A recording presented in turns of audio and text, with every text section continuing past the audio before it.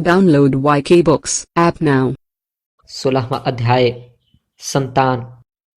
आचार्य चाणक्य का कथन है कि संसार से मुक्ति पाने के लिए न तो हमें परमात्मा के चरणों का ध्यान किया, न स्वर्ग द्वार को पाने के लिए धर्म का संचय किया और न कभी स्वप्न में भी स्त्री के कठोर स्तनों का आलिंगन किया।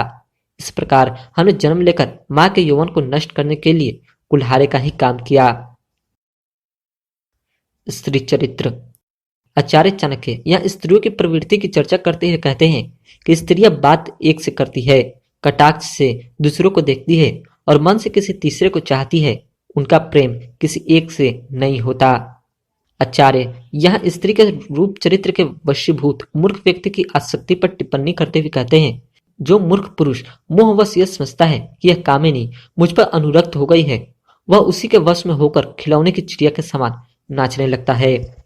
आचार्य कुसंगति या धन, स्त्री अथवा राजा के संपर्क से न बच पाने की स्थिति को स्पष्ट करते हुए कहते हैं कि कौन ऐसा व्यक्ति है जिसे धन पाने पर गर्व न हुआ हो, किस विषय व्यक्ति के दुख समाप्त हुए हो, स्त्रियों ने किसके मन को खंडित नहीं किया, कौन व्यक्ति राजा का प्रिय बन सका, काल की दृष्टि किस पर नहीं पड़ी, किस भिखारी को सम्मान मिला, कौन ऐसा व्यक्ति है जो दुष्ट की दुष्टता में फंसकर सकुशल वापस लौट आ सका।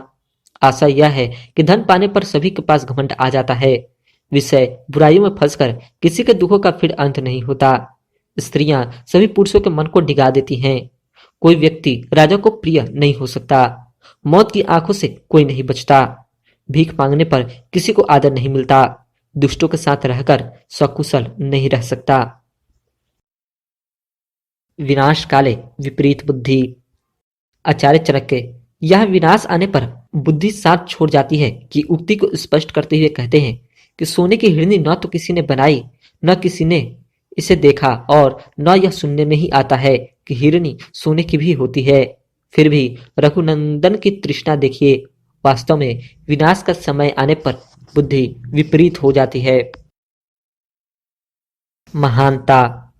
आचार्य चाणक्य गुणों की महत्ता बताते हुए कहते हैं कि गुणों से ही मनुष्य बड़ा बनता है, न कि किसी ऊंचे स्थान पर बैठ जाने से। राजमहल के शिखर पर बैठ जाने पर भी कौआ गरुड़ नहीं बनता।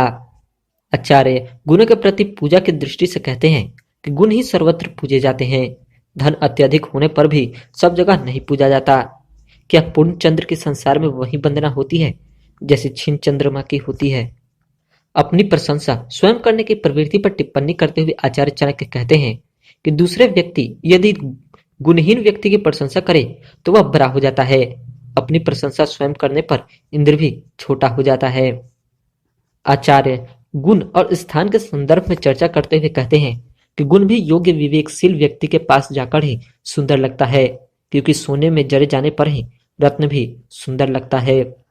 गुणी व्यक्ति भी उचित आश्रय नहीं मिलने पर दुखी हो जाता है, क्योंकि निर्दोष मणि को भी आश्रय की आवश्यकता होती है। अनुचित धन। आचार्य चाणक्य अनुचित धन का तिरस्कार करते हुए कहते हैं कि दूसरे को दुखी करके अधर्म से या शत्रुओं की शरण से मिला धन मुझे प्राप्त न हो। आचार्य कहते हैं कि वधु के समान घर के अंदर बंद रहने वाली लक्ष्मी क्या काम आती है, और जिस लक्ष्मी का वेश्या के समान सभी भोग करते हैं, ऐसी लक्ष्मी किस काम की। आचार्य कहते हैं सभी प्राणी धन, जीवन, स्त्री तथा भोजन से सदा अतृप्त रहकर संसार से चले गए, जा रहे हैं और चले जाएंगे। सार्थक दान। आचार्य चाणक्य कहते हैं कि सभी यज्ञ, दान, बलि आदि नष्ट हो जाते हैं, किंतु पात्र को दिया गया दान तथा अभय दान का फल नष्ट नहीं होता। ऐसा यह है कि योग्य तथा जरूरतमंद को ही दान देना चाहिए। अन्य दान, यज्ञ आदि नष्ट हो जाते हैं, किंतु योग्य जरूरतमंद को दिया गया दान तथा किसी के जीवन की रक्षा के लिए दिए गए अभय दान का फल कभी नष्ट नहीं होता। याचकता।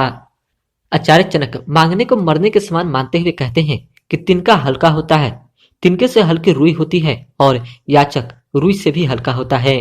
तब इसे वायु उड़ाकर क्यों नहीं ले जाती? इसलिए कि वायु सोचती है कि कहीं यह मुझसे भी कुछ मांग न बैठे। इसलिए भीख मांगना सबसे घटिया काम है। भिखारी की कोई इज्जत नहीं होती। निर्धनता।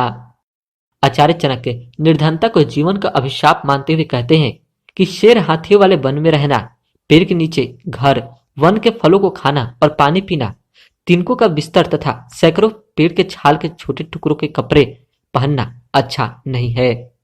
निर्धन होकर समाज में जीने से वनवास अच्छा है। मीठे बोल। आचार्य चाणक्य कहते हैं कि प्रिय मधुर वाणी बोलने से सभी मनुष्य संतुष्ट हो जाते हैं, अतः मधुर ही बोलना चाहिए। वचनों का करीब कोई नहीं होता। आचार्य कहते हैं कि इस संसार रूपी वृक्ष के अमृत के समान दो फल हैं, सुंदर बोलना तथा सज्जनों की संगति करना। अर्थात सबके साथ मधुरता से बोलना और महापुरुषों की संगति करना इस संसार में व्यक्ति के हाथों यही दो चीजें लगती है। अतः सबके साथ मधुरता से बोलना चाहिए और सज्जनों की संगति करनी चाहिए। आचार्य कहते हैं कि जन्म जन्म तक अभ्यास करने पर ही मनुष्य को दान, अध्ययन और तप प्राप्त होते हैं। इसी अभ्यास से प्राणी बार बार इन्हें करता है। विद्या और धन समय के। आचार्य चाणक्य समय पर काम न आने वाले के बारे में बताते हुए कहते हैं कि जो विद्या पुस्तक में ही है और जो धन दूसरों के हाथ में चला गया है, ये दोनों चीजें समय पर काम नहीं आती। इस किताब को पूरा सुनने के लिए आज ही वाई के बुक्स ऐप डाउनलोड करें।